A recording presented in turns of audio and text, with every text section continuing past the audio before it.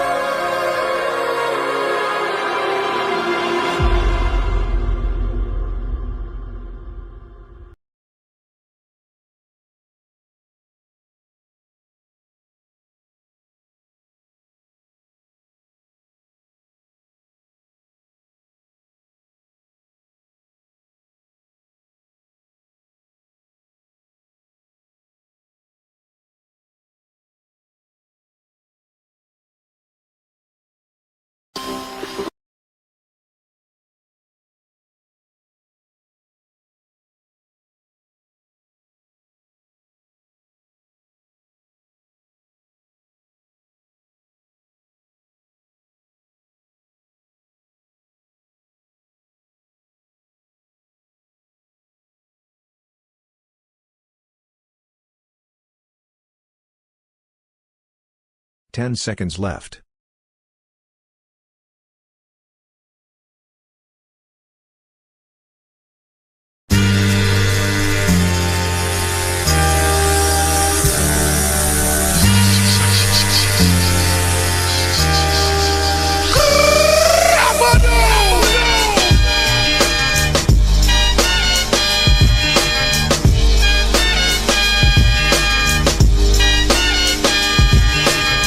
Your time is up, my time is now.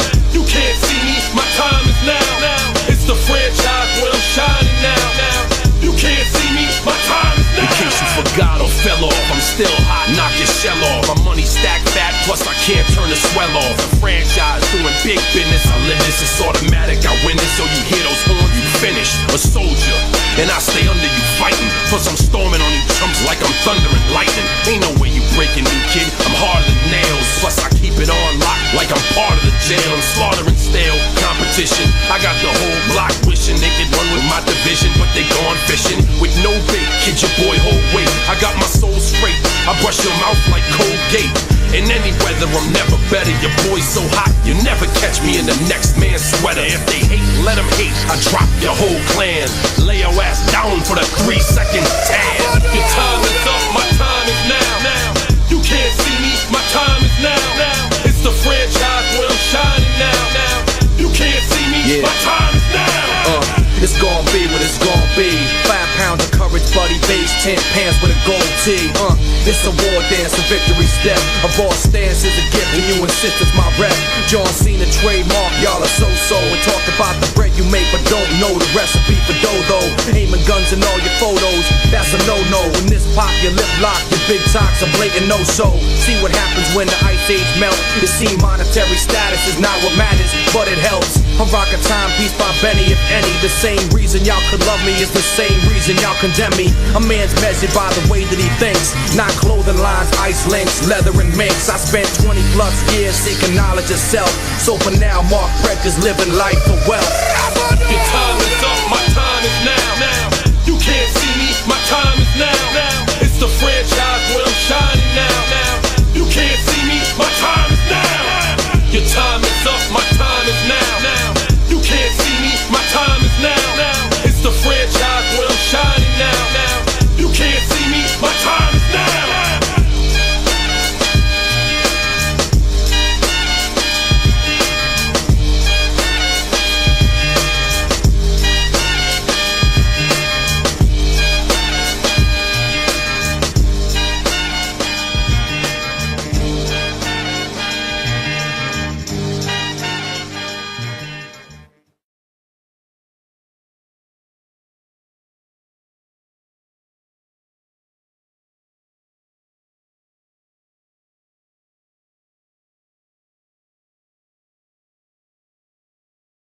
If you ever have a gaming PC that keeps dropping your Wi-Fi, or maybe a room where none of your devices seem to work well, you might have a Wi-Fi dead spot, which is a common situation I see all the time as a technician when you have a lot of distance and walls between you and your router. So how do you fix them? Well, MSI's all-new Roamy BE Pro Mesh router system is a dead spot eliminator. Because not only does it take advantage of having one, but two access points that are expandable if needed, that repeat the same Wi-Fi 7 signal, boosting it across your entire house, which would be good enough on its own to recommend. But the new Find Wi-Fi Spot feature in the MSI Router 2.0 app is incredible. There's no more guessing of how or where you're supposed to place your routers, as you now can take your phone, walk through your entire house, and it will map and measure the strength of your Wi-Fi, telling you where to place each router for optimal signal everywhere, so those old dead spots are, well, dead. If you ever have a gaming PC that keeps dropping your Wi-Fi, or maybe a room where none of your devices If you ever have a gaming PC where the system just won't turn on anymore, or a laptop like this one that's completely unresponsive to power and charging, your first step to get it fixed should always be a hard power reset. On a desktop, this is super simple. Just go around to the back of your PC, switch off your power supply and unplug it so there's no more power running to your system. Come back around front and you're gonna wanna hold down the power button for about 10 seconds. And I usually like to give it a couple extra presses for good measure before coming around back again, grabbing my power cable, plugging in my power supply and switching that on. So we can go ahead and turn the system back on, where surprisingly for a lot of systems, this will actually get it to fire right up. And if you're curious why this works, well, it's because it drains something called flea power, which is just a fancy term for residual power stored on your motherboard and things like capacitors or other key components like power supplies that are both naturally supposed to store power. So then what's the problem? Well, they're naturally supposed to drain when your system shuts off. However, sometimes they don't, either on purpose to carry out some kind of onboard function that maybe has gotten stuck or hasn't finished since the last time you shut your system off, or sometimes your capacitors just fail to drain, which can sometimes be a sign of them being faulty or just a one-off bug. Anyway, though, a power reset usually will fix it. But what about a laptop? Well, generally the same idea applies of unplugging it and holding down the power button, but you need to consider that we have a battery, which won't allow us to drain power, as its actual job is to store power. So what you're gonna need to do is get access to your battery. This way you can unplug it first. Then with your bottom cover still off, go ahead and lift up your keyboard cover so you can go ahead and hold down that power button, just like we did with the desktop. Again, a couple extra presses for good measure before we reconnect up the battery. And instead of just closing it up, open it up on its side in what I like to call tent mode. This way you can get access to that power button to go ahead and fire it up. We'll see this one is back to working. And if we check the charger, that's also good. Meaning now we can finally close this up and fire this up, where we'll see the system's back to booting and charging once again, thanks to us clearing that flea power. If you ever have a gaming PC where the system just Serious dictation was This Perifio pre-built gaming PC just came in my shop because every time you go to turn the system on, all the lights and fans fire up, but you get absolutely no display out. Like, no matter how long you let it sit, you'll never get anything displayed out. So what's going on here? Well, this no display behavior has nothing to do with the fact that we have no GPU installed in this system, as this system features an APU, otherwise known as an accelerated processing unit, which is just a fancy term that AMD likes to use for any of their CPUs that feature their Radeon built-in graphics. Basically, they take a portion of the CPU die and section it off for an integrated graphics processor that's a little more beefed up than you normally see on most CPUs for light gaming and general display purposes, which is why this should work. But because it's not, anytime you have a system turned on with no display, it's a perfect example of your system failing to post, otherwise known as the power on self-test, that your computer runs on every single startup to check the health and compatibility of all your internal components, like your CPU, RAM, GPU, as well as your storage device, all before you see a display out, to give you the smoothest experience possible. However, when your system fails one of these tests, it will often lock itself up to go ahead and protect itself, giving you no display out, letting you know something's up. And if you're curious what's up with this one, or how you solve a post issue, well, the first thing I always look for on a motherboard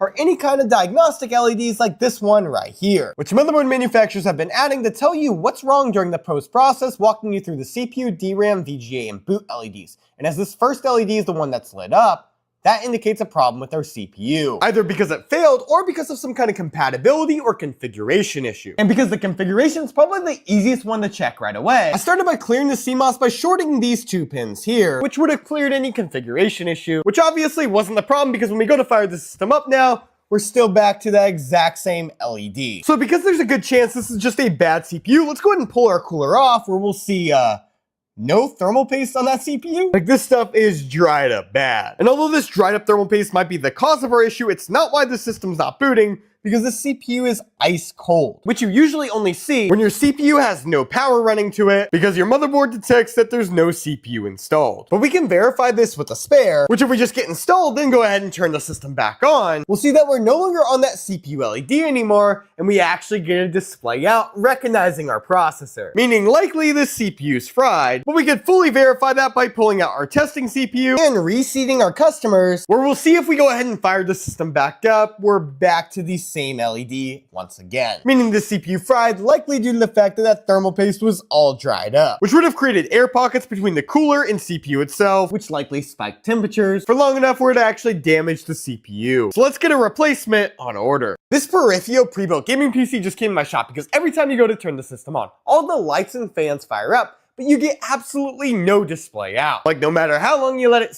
Cooler Master always has some crazy cooling products like a V8 CPU cooler, which features their 3D heat pipe technology, which allows these to not only have a cool look, but also have incredible performance. Because Cooler Master's 3D heat pipe technology, which I've covered before, allows for 30% more efficiency when it comes to heat transfer, giving you a single tower cooler with dual tower performance. Because unlike a traditional cooler that only has heat pipes on either side of the heatsink, the 3D HP design also has heat pipes running down the center of the heatsink, giving you some really impressive performance in a small package. And speaking of small packages, Cooler Master is coming out with a new Hyper 212 cooler. This is their light version right here that's focused on providing good cooling on lower end systems for just 20 bucks. And if you want something a little more beefy, you can go to the Hyper 622 Lite, which is basically two of these put together with a target price around $35. But outside of the V8 cooler, the one I'm really excited about is the Hyper 812, which is the single tower cooler with 30mm fans on either side, which when paired up with the 3D heat pipe design should provide some really impressive performance in a fairly small package. And if that's not enough cooling for you, what about an all aluminum fan? Well, that's exactly what the Master Fan A series is, as not only is the chassis made out of aluminum, but the entire blade is also, because when you spin a fan up to 4,000 RPM, you can't afford for the blades to not be stable. So Cooler Master went all in on aluminum for better performance and longevity. And if that's still not enough cooling, take a look at Cosmo S to show off some of their new cooling products, like these digital tachometers that are magnetic so you can move them wherever you want them in your case, while keeping an eye on temperatures and voltages in just a little bit of a different fashion. But there's more to cooling when it comes to this case, because if you're gonna cool a 1000-watt CPU, the AMD Ryzen Threadripper Pro 7995WX 96-core CPU, you're gonna need a huge radiator like this 360mm by 360mm square radiator. This CPU reaches score on Cinebench of 165,288, which is absolutely incredible. One of my favorite PC repair tools just got better. This is Dr. Power 3 Pro, a brand new version of Dr. Power that you've probably seen in my videos before, which is a power supply tester that lets you turn on your power supply without a motherboard being hooked up, allowing you to monitor all the voltages on all the connectors for your 24-pin, your 8-pin CPU, your 12 plus 4-pin connector, your regular PCIe 8-pin, SATA, and Molex in a very easy to read setup that also checks for anything that's out of tolerance that could indicate that your power supply has failed or is failing. Although it doesn't load test, it's still a super helpful tool just to quickly turn on your power supply and see how it's actually running, which is why I use it all the time. And is why I was excited to see the new one that just happens to have a color display now, which is way easier to read than the old one. And speaking of power supplies, how about 1200 watts of 80 plus titanium in the palm of your hand? Well, that's what you get with the Tough Power SFX 1200 watt, which isn't an SFXL, just a regular SFX, which means you can power just about anything in an ITX rig. Then what really caught my eye is Thermaltake's new Golden Track power supplies, because this is the first power supply I've seen that you can actually remove the modular interface, at least on a consumer product. If you're curious why you would want to do that, from a repairability standpoint, it kind of makes sense, because I've had times where cables actually get fused to the connector, or somebody breaks a pin when trying to install their cables. Normally you have to replace the entire power supply. Really, all you need is this part, which Thermaltake plans to sell separately as a replacement, just in case you do ever damage something. And then on the other side, when your power supply fails but your system's fully cable managed, you really don't want to have to unplug everything from your modular interface. So with the Golden Track system, you could pull off your modular interface, keep all your cables connected there, pull your power supply out of your system, grab your new one and line it up with the modular interface, snap it into place, making power supply swaps even easier, which I'm all for. One of my favorite pieces, Thermaltake's trying to attack the retro style.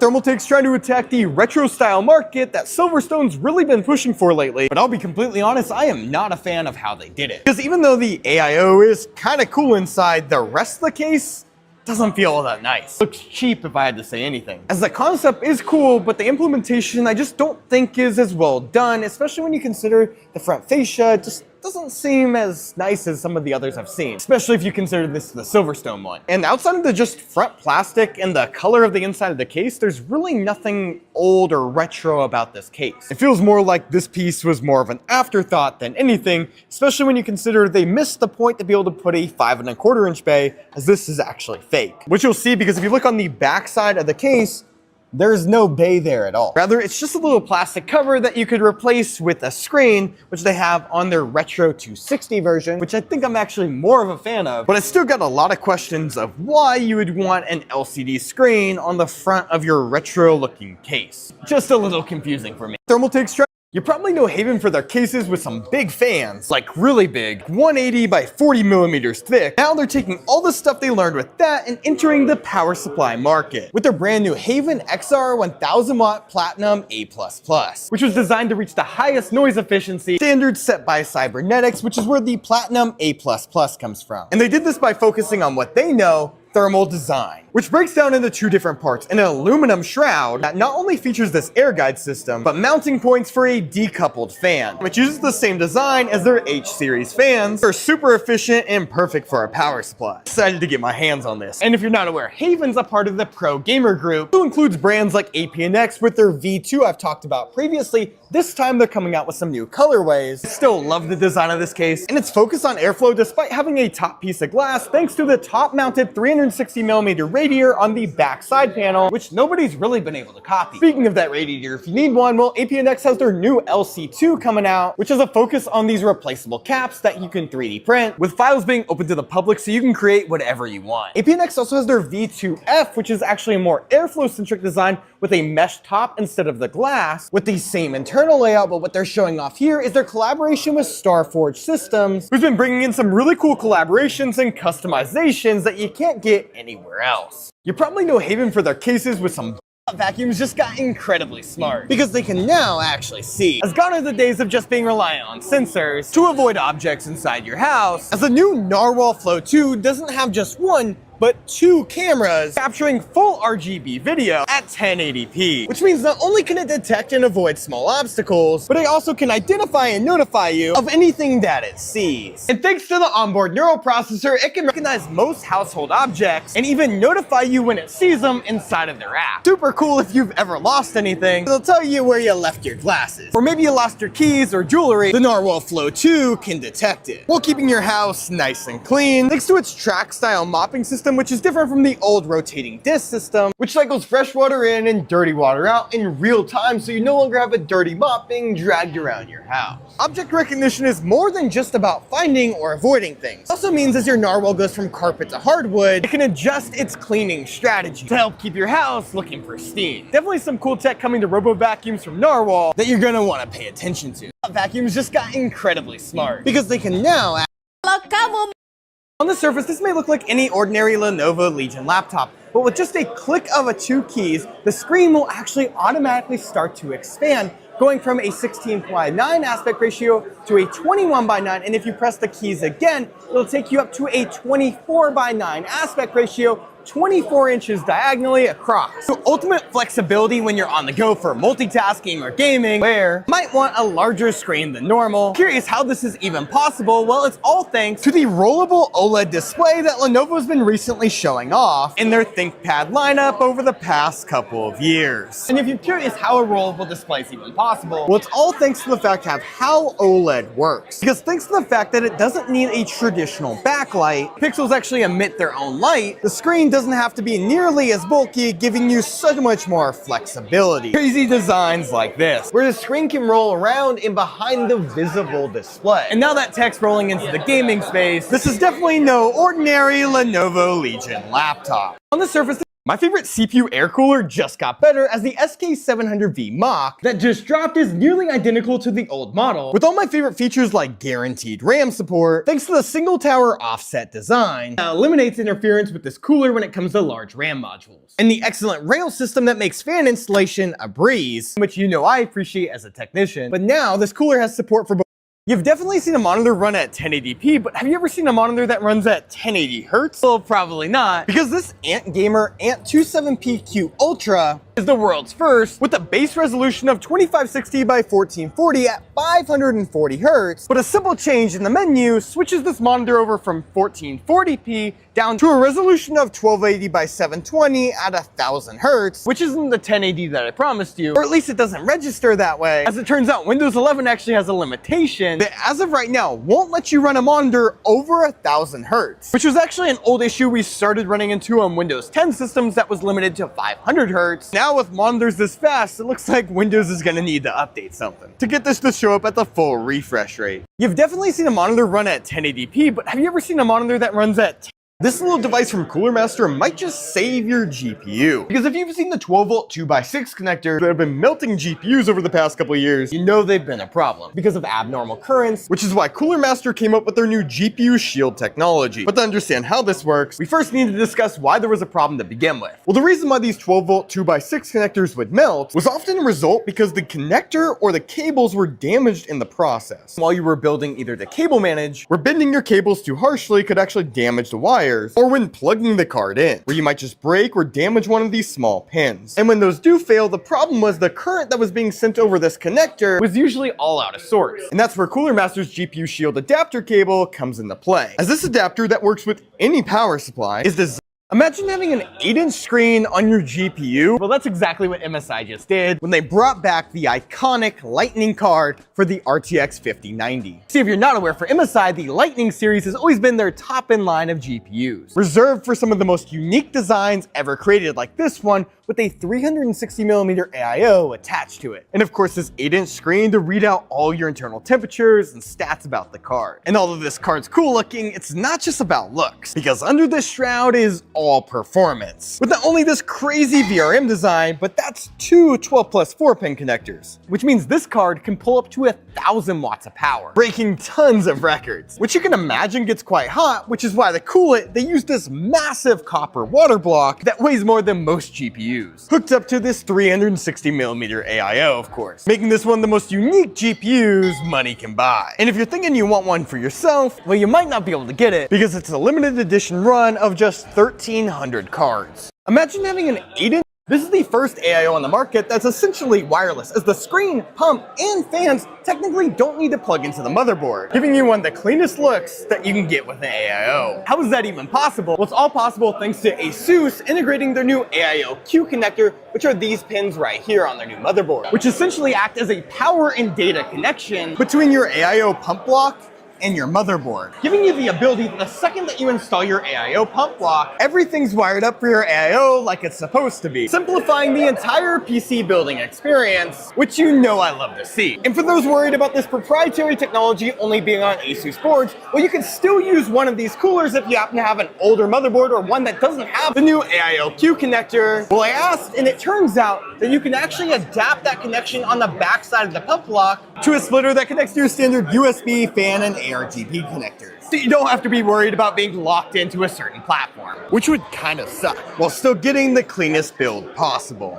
This is the first AIO on the market that's essentially wireless, as the screen, pump, and fans technically don't need to plug into the motherboard, giving you one of the cleanest looks that you can get with an AIO. How is that even possible? Well, it's all possible thanks to ASUS integrating their new AIO Q connector.